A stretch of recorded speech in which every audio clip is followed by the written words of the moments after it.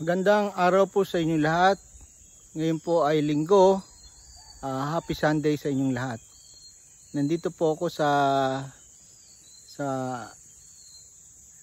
ating dragon fruit na taniman. At kagabi ulit umulan po dito kaya magaganda ang paglago ng ating dragon fruit. 4 na araw na po na sunod-sunod na umuulan dito sa Naik at mukhang magpapalit na po ang tag-init sa tag-ulan. So from amihan magiging habagat na po dito sa Cavite. Napakaganda po ng aming mga bagong suloy na dragon fruit. Makikita nyo talagang kailangan nila ng maraming tubig kahit na sila ay cactus. Ngayon po ay linggo, April 28 at almost more than 5 months na po itong mga dragon fruit na ito na tinanim namin. Hopefully by August or September makakuha na po tayo ng mga bulaklak at bunga ng dragon fruit. Ang ginagawa po namin ngayon ay dahil maraming suloy na lumalabas, tinatalian po namin ang mga bagong labas na mga suloy para yung mga ugat niya kakapit po dun sa poste na ginawa namin.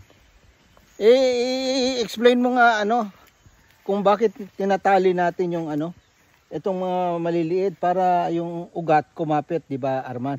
Dito sa poste. Sabihin mo sa kanila, yan. Kailangan talian para Kailangan talian daw para gagapang sa poste po papunta sa gulong. Oo. Yan ang sikreto kung bakit kailangan nakadikit yung mga suloy sa poste. Sa poste. Pag humaba siya, pupunta siya sa gulong at bababa siya, doon mag-uumpisang mamulaklak yung ating mga dragon fruit. Ito po yung aming bagong tanim na dragon fruit. Siguro mga 1 buwan pa lang ito, pero ang dami ng mga suloy kasi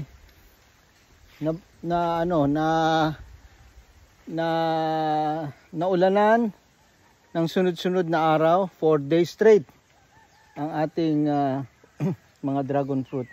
Sana tuloy-tuloy yung ating pag-ulan para tuloy-tuloy rin ang paglago ng ating mga dragon fruit.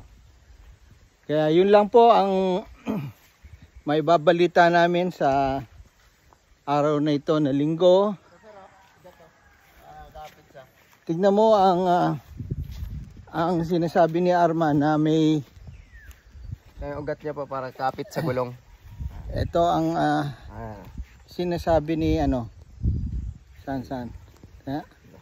Hindi natin na. Ayan. Ito po. May ugat na yan para kakapit sa gulong. Kakapit sa gulong yung ugat. Poste.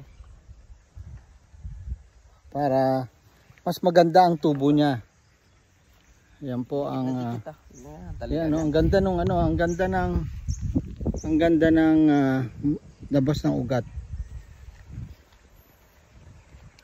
Sana po tuloy-tuloy na itong ulan para tuloy-tuloy na rin yung tubo ng ating mga dragon fruit.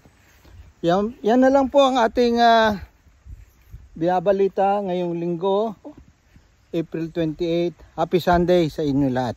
Maraming salamat.